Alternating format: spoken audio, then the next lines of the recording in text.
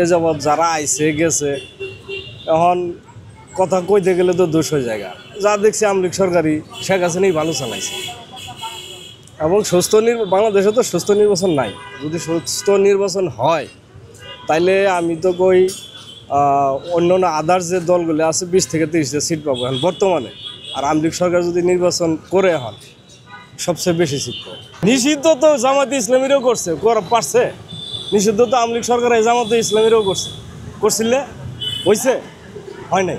তো নিষিদ্ধ করবার কে এটা সরকার থাকলে করার চিন্তা ভাবনা করে, আর নিষিদ্ধ কর্ম হোক বা না হোক এটা পরের কথা, তাই না?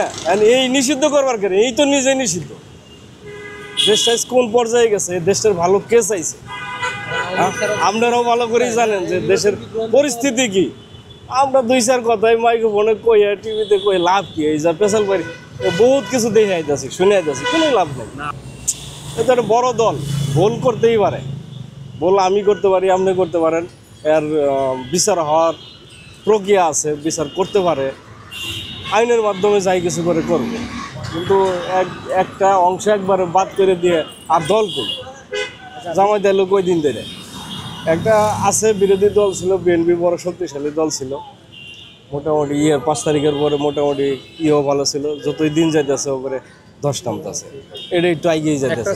আরে নির্বাচন দিয়ে দেওক না, 10টার উপরে সিট পাই কিনা, তাহলে আরো পিভিআর করে গে, পিভিআর নির্বাচন নিয়ে আন্দোলন করতেছে। এই যে রাস্তাঘাট আটকায় কত হাজার হাজার জনগণ, যে ঢাকার সিটিতে 5 কোটির উপরে লোক কর্মসংস্থান, এই বাংলাদেশের মেন প্রাণকেন্দ্র হয়েছে ঢাকা সিটি। এই 2 দিন পর পরে এই রাস্তা ব্লক, ওই রাস্তা ব্লক। আজকে আপনার বনানীতে গেছে 2.5 ঘন্টা সময় লাগছে, পল্টনে গেছে। এই দায় বহন কেরা নিব? হ্যাঁ, এই যে দুর্ভোগটা কে নিতেছে? এটা এরা কি এখনই যে অবস্থা, এরা সরকার ক্ষমতা আইলে দেশটার কি করবো? রাষ্ট্রনায়ক হয়ে বই আছে, দেবতা হয়ে বই আছে, এই তো উনি আসছে সব কিছু, সমস্ত কিছু যা আছে সুন্দরভাবে নিয়ন্ত্রণ করে যাব, কিন্তু ব্যর্থ। এখন যা দেখতেছি যে ওই আওয়ামী লীগ সরকারে আসলেই ভালো। আমি না, প্রত্যেকটা মানুষ খুব অসহায় অবস্থা আছে, দেশের প্রত্যেকটা জনগণ খুব অসহায় অবস্থা।